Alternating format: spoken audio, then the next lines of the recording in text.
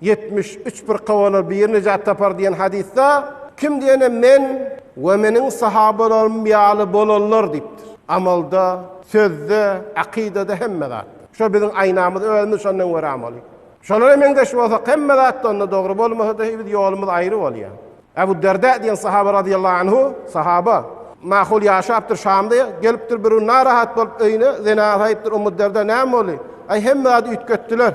Bir azan galy diýipdir. Munda wagtynda çeken aklar diýipdir. Şo wagt şey diýip. Niçik bolar eger biziň zamanamyz bolsa.